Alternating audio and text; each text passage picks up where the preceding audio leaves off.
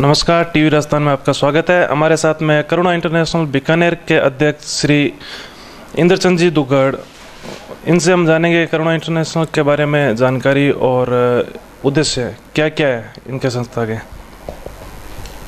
सत्वेषु मैत्रीम गुणेषु प्रमुदम क्लिष्टेषु जीवेषु कृपापरत्वं माध्यस्थ भावं विपरीत वृत्तो सदा ममात्मा विद्धातु देव सदा ममात्मा विद्धातु देव। 2001 में सेठ तोलाराम बाफना एकेडमी विद्यालय में हमने करुणा इंटरनेशनल केंद्र की स्थापना की थी।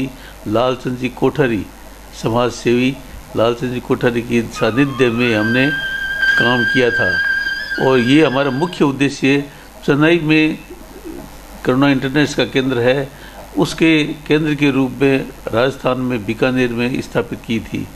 इस सर्वप्रथम बाफना एकेडमी से ही शुरू की थी और धीरे धीरे हमने गंगासर, भिनासर, बीकानेर के छोटे छोटे स्कूलों में बच्चों में संस्कार निर्माण के लिए पशु पक्षी के प्रति प्रेम, प्राणी मात्र के प्रति प्रेम, वनस्पति का पर्यावरण संरक्षण आदि बच्चों में संस्कार और मानवीय मूल्यों की विकास हो, इस उद्देश्य से इसमें मुख्य उद्देश्य है। इसके हमारे जो आज भारत में जो विद्यार्थियों में विशृंखलता पैदा हो रही है, उसको बचाने के लिए हमने ये कहा था कि 10 से 15 साल के बच्चों में यदि संस्कार निर्माण अच्छे से पॉजिटिव सेंस के डाल दी जाए तो वो आगे जाकर के विस्तृत हो सकते हैं। बचपन में संस्कार जो डाले जाएंगे वो पॉजिटिव होंगे, वो जीवन भर पॉजिटिव ही रहेंगे और यदि नेगेटिव में चले जाएंगे तो नेगेटिव ही रहेंगे। तो इसलिए हमारा मुख्य उद्देश्य है कि 10 से 15 साल के बच्चों में अपने पॉजिटिव सोच के विचार डाला जाए और उसको साकारी बनाने के लिए अपने धर्म की संस्कृति, भारतीय संस्कृति को अपनाने के लिए, उसकी सुरक्षा करने के लिए उसके संस्कार डाल दिए जाए। वो संस्कार संप्रेषित हो जाने के बाद में वो किसी भी हालत में विशृंखल हो नहीं सकते। इस तरह से हमने पहले शुरुआत में हमारे पास कई स्कूलों के ऑफर आए कि आप हमारे स्कूल में करुणा केंद्र स्थापना कीजिए, लेकिन पहले हमने गंगासर, भिनासर, बीकानेर में स्कूलों में, अपने नज़दीकी स्कूलों में शुरुआत की थी। उसके बाद में उदराम सर, पलाना, देशनोक और लूणकन सर, संथल यदि आदि क्षेत्रों में हमने ये कार्य शुरू किया और आज की डेट में हमारे 220 स्कूलों में करुणा के कार्यक्रम चल रहे हैं। हमारा ये उद्देश्य क्या है कि स्कूलों में करुणा क्लब की स्थापना कर देते हैं ताकि बच्चे अपने क्लब की स्थापना होने से उसमें जुड़ित हो जाएंगे और अपना एक प्रेसिडेंट, एक सेक्रेटरी, एक कोषाध्यक्ष बना लेंगे। हम उनसे कोई फीस लेते नहीं है, लेकिन सिर्फ व्यवहारिक संप्रेषण करते हुए उनके करुणा इंटरनेशनल के उद्देश्य उनके दिलों में पैदा कर देते हैं ताकि वो अपना काम शुरुआत करे और उसमें कार्य गतिविधियाँ करुणा इंटरनेशनल के प्रेसिडेंट के हिसाब से वही करे ताकि उनको अपने सक्षमता महसूस करने लगे और आगे धीरे धीरे बढ़ते जाए। इसलिए हमने इसके 220 स्कूलों में अभी स्कूलों में कार्य का संचालन कर रहे हैं और जो प्रतिभाशाली व्यक्ति होते हैं, भाषण प्रतियोगिता में, स्लोगन प्रतियोगिता में, निबंध प्रतियोगिता में, उनका हम बार बार डिबेट में भाग लेते हैं और जो अच्छा आता है उसको प्राइज डिस्ट्रीब्यूशन करते हैं।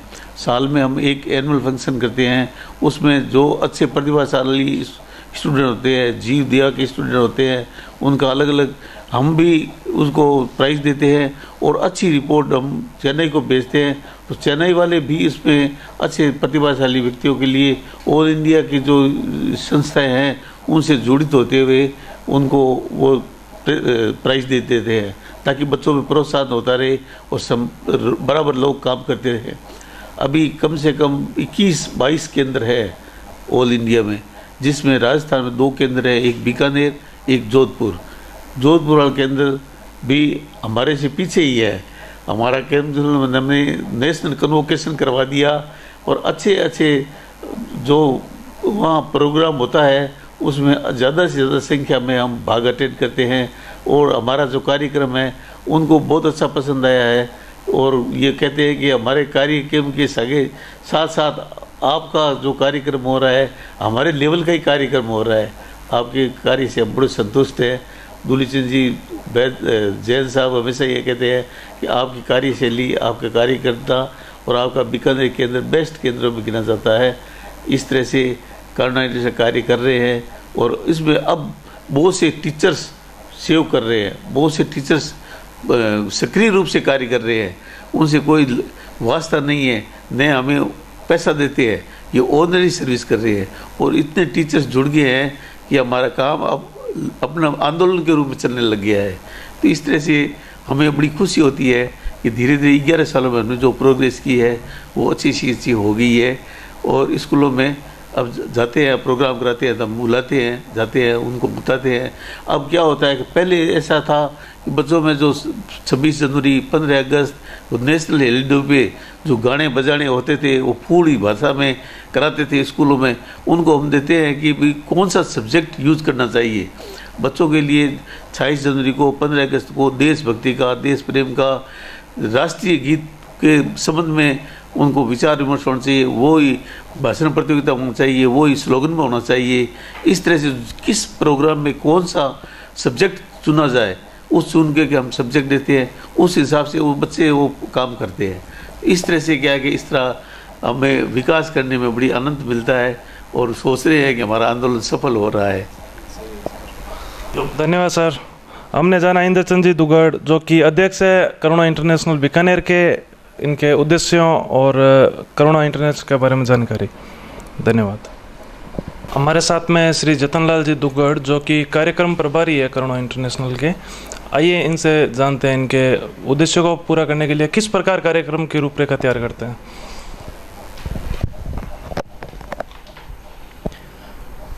करुणा इंटरनेशनल की गतिविधियों के लिए जो शाला प्रधान होता है उन्हें हम प्रेरित करते हैं। उन्हें एक शाला में क्लब खोलने के लिए तैयार करते हैं कि शाला में क्लब खोले जाए, बच्चों को किस तरह से प्रोत्साहित किया जा सके। उसके लिए शाला में शाला के अध्यापक को प्रभारी बनाया जाता है और फिर शाला में जो विषय देकर कि भी इस विषय पर संगीत कराओ, इस विषय पर अपने भाषण प्रतियोगिता कराओ, इस विषय पर वाद विवाद कराओ, इस विषय पर पोस्टर बनाओ, स्लोगन बनाओ। तो एक विशेष से बच्चों में जब ये जागृति आती है उस विषय के प्रति जानने की, समझने की और उसको क्रिएटिविटी उनकी बढ़ती है तो उनके वो संस्कार बनते हैं। शाला जो करुणा केंद्र का जो संगठन है वो पूर्ण रूप से पारदर्शी और जो इसकी फॉर्मेलिटीज़ होनी चाहिए वो सारी पूरी की हुई है। 12A का रजिस्ट्रेशन हो, चाहे सोसाइटी रजिस्ट्रेशन हो। और जो शिक्षा विभाग से प्रारंभिक शिक्षा निदेशक श्री डॉक्टर SS बिसा ने जो सरकारी स्कूलें हैं उनके लिए भी ये डायरेक्टिव्स जारी किए हैं जिसमें सरकारी स्कूलों में करुणा गतिविधियां नियमित करवाई जाए और करुणा क्लब गठित किए जाएं, ये निर्देश उन्होंने दिए हैं। एनिमल वेलफेयर बोर्ड से भी हमारी जो संस्था है वो मान्यता प्राप्त है और उनसे भी हमें इसके लिए ग्रांट भी मिली है। तो इन गतिविधियों को वो प्रोत्साहित करते हैं। प्रशासनिक स्तर पर जब भी हम कोई भी, चाहे वो गायों को या ऊँटों को या अन्य पशुओं को बचाने की कोई बात करते हैं, उनके संरक्षण की बात करते हैं, पर्यावरण के संबंधित कोई अगर बात करते हैं तो बराबर सहयोग मिलता है।